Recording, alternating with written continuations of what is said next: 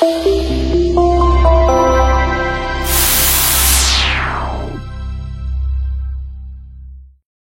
everybody, it's John Costigan. Never done a LinkedIn video, so I'm going to keep it really quick. But this topic that I'm going to talk about, I think it's a really big topic that's costing you money. It's allowing you not to close business, and this is it.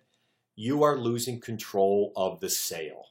You are like the tail wagging the dog, and they're having you run around doing a lot of work without knowing what happens when you get done doing it. That's number one.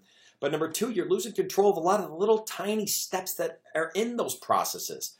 Let me give you a very simple example. I'm talking to a sales rep in Houston. I was just in Seattle this past week, okay, and just got home late last night. Last week I saw this happen with another client, and it's almost like when you buy a new car, you see it everywhere. I'm starting to see this everywhere. Sales reps are losing control. The gentleman in Houston, what he was doing was he was calling into the CEO's office, and he was having a conversation, and there's a lot of things we've changed to our programs now, because I know a lot of you know I've done all the live calls, right? I mean, I've done them in Dubai and Detroit and Dublin, Ireland. I mean, I've made live phone calls all over the world, right? And I showed my audience how to get in the door, okay? And we do it live.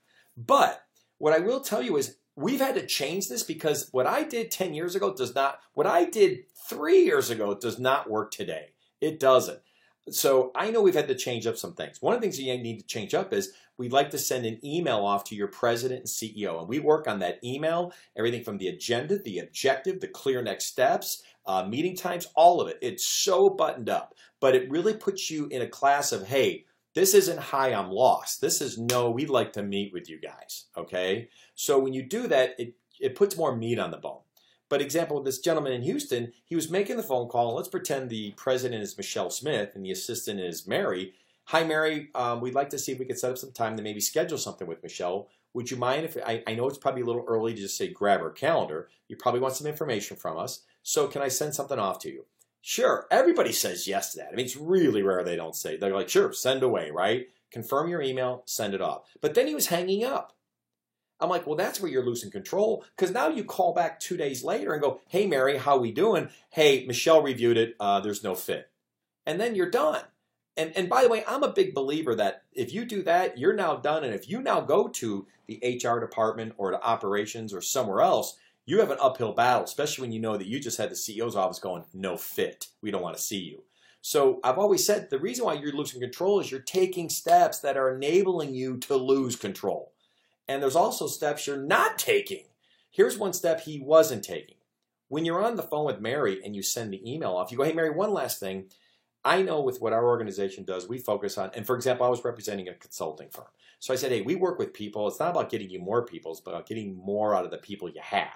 So in this email, I'm going to lay that out to you. But hey, can you please send me over to HR? I know no matter what we do, HR is very heavily involved in these conversations because they're all about people.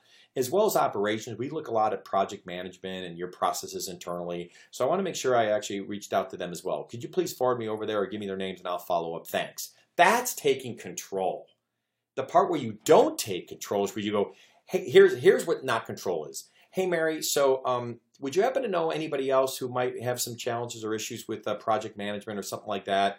I used to do that. I don't do that now. Why? I pretty much know the role of who I need to speak to. So I'm just going, hey, listen, can you help me? Can you forward me over to this organization? Because I know I'm going to have to talk to them based on the letter I'm sending the president. You're in control of this call. Instead of throwing the control over to Mary, because a lot of times she might say, well, I'll tell you, well, let me take a look at your letter, John. I'll get back to you. And that's where you start to get these subtle little resistance messages or the objections you get that could stop this train in its tracks, okay?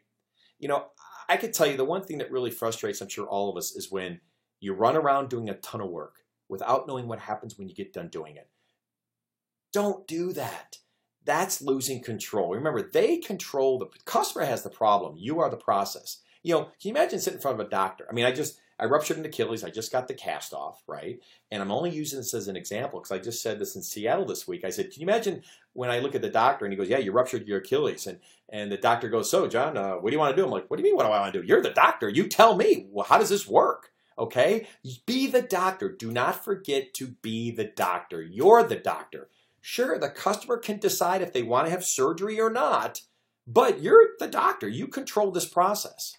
So for example, the customer says, these are our 5 steps of how we decide to move forward with the vendor or not. You go, great. So these are your 5 steps. But the part where you're the doctor, you can go, wonderful. So those are your 5 steps. If I can do all these steps for you and meet your budget and align with my products in terms of what you're trying to accomplish with your problems, if I could do all that, hey, where do we go from here? How soon do you want to get this fixed?